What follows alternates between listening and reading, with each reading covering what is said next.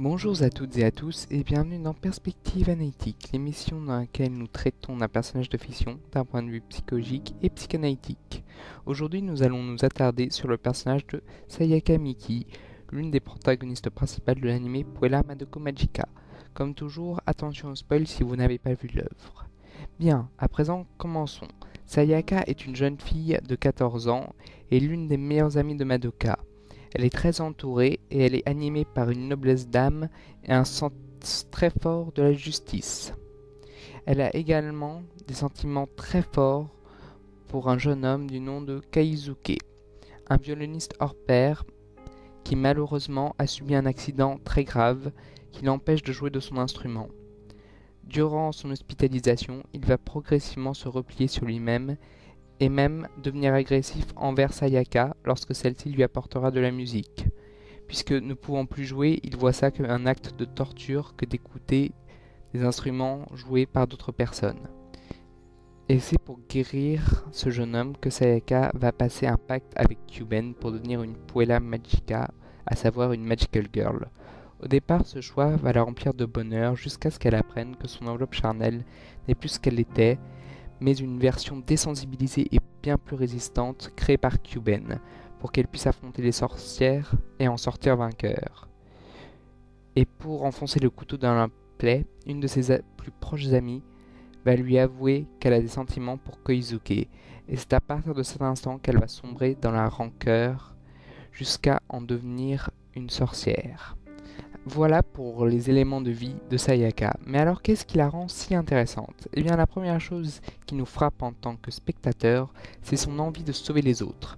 Bien entendu, il y a Koizuke, mais il y a aussi toute la population de la ville, puisqu'elle chasse à la fois les sorcières et les familiers sans rien en attendre en retour, et sans même utiliser nécessairement les grippsides.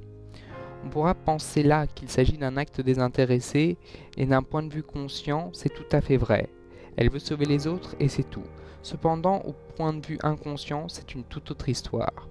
En effet, si Sayaka s'acharne autant pour sauver les autres, c'est pour qu'une fois sauvée, les autres se mettent à l'aimer, l'admirer, voire la réparer. Sa logique inconsciente étant, si je sauve les autres, eh bien ils m'aimeront et me sauveront de mon désespoir latent. Mais cela demeure une illusion, car lorsqu'elle arrive à les sauver, ils ne lui offrent rien en retour, comme c'est le cas pour Koizuke. Une situation qui se remarque également dans ses pouvoirs de Puella, ou de Magical Girl, puisqu'elle peut guérir ses blessures à une très grande vitesse et se couper de toute sensation de douleur.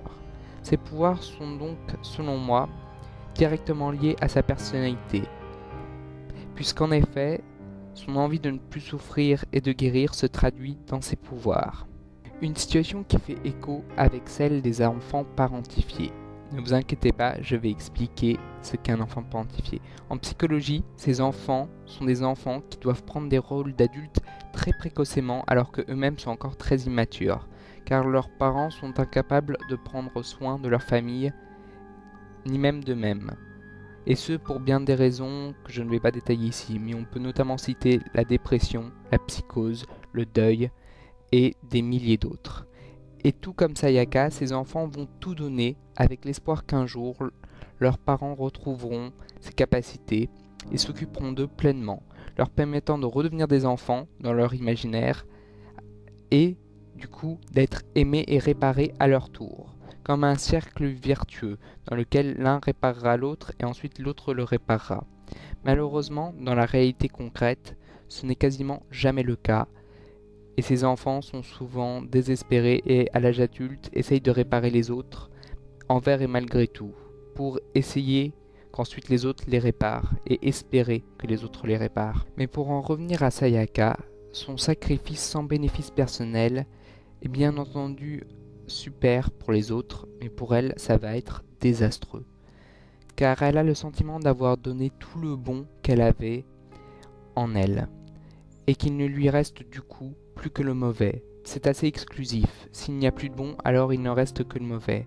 Ce qui est symbolisé par sa soul gem, quasiment noire en totalité, et qui devient de plus en plus sombre au fur et à mesure. Et vers la fin de sa vie, elle n'hésitera même pas à menacer, voire tuer, parce qu'on ne sait pas très bien, des jeunes hommes qui parlent dans le métro de leur conquête en disant qu'elles sont devenues inutiles et chiantes parce qu'elles n'apportent plus rien.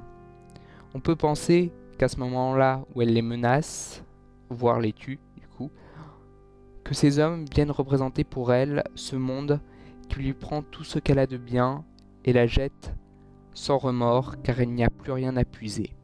C'est là une injustice qu'elle ne peut plus accepter et ainsi dans ses derniers instants de vie, elle va penser et dire que pour tout bonheur que reçoit une personne, il faut un malheur équivalent chez une autre et que elle a donné tout ce qu'elle avait pour les autres. Une pensée qui nous permet de voir qu'elle pense elle-même qu'il n'y a plus rien de bien en elle, ce qui la plonge dans le désespoir total, un désespoir qui malheureusement va la transformer en sorcière.